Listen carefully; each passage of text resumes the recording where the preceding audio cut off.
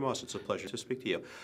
Tinker Tailor Soldier Spy, what made you come to this particular book and then, of course, film?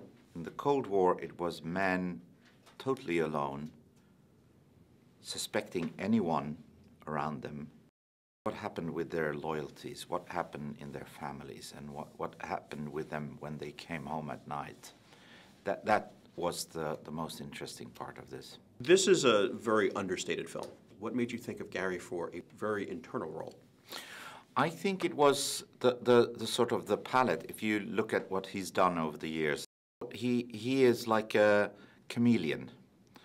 George Smiley is described as someone you would immediately forget if you would meet him on a street. And that's quite hard to find an actor in your leading part in a 2-hour film, a person that's supposed to be uninteresting or someone you would immediately forget.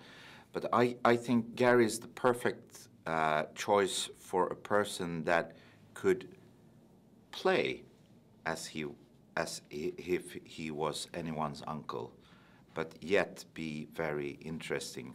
I have this little anecdote when we were shooting. There was this little scene that's not in the film. We depict Smiley in a very everyday situation, and I said, what if we put Smiley in his kitchen frying an egg in his new retired life? And we put on his wife's apron, and it's a gray day, very boring situation, frying an egg, putting it on a plate, sits down at the table eating the fried egg, and I say cut, and Gary comes around to my monitor and he says, can I watch that? And he's looking at himself and he says to himself after a while, I used to be Sid Vicious. It's your first English language film. I thought that was an interesting idea to do a film where so much is internal. Was that a conscientious choice? It's a little scary not working on your own language, and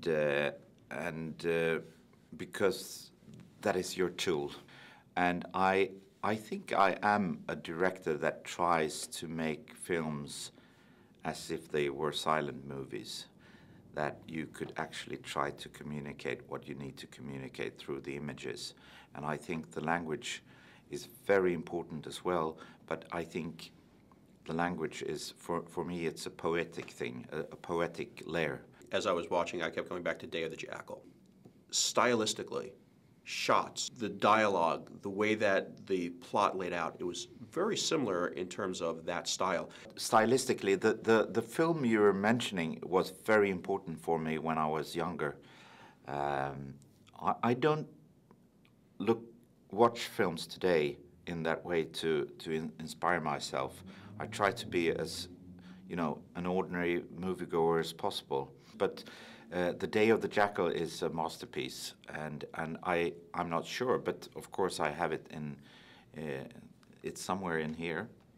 And I think the years when you're 15, 16 to 20 something, that's when you educate yourself visually a lot. And those years in my life, I think I saw everything.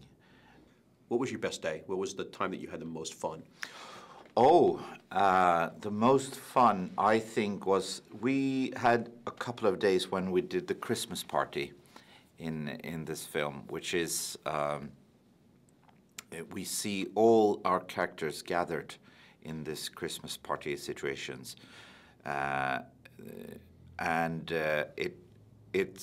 It was exhausting, but it was a lot of fun, a lot of music, singing, interacting, and to have the whole cast in front of you. That was great.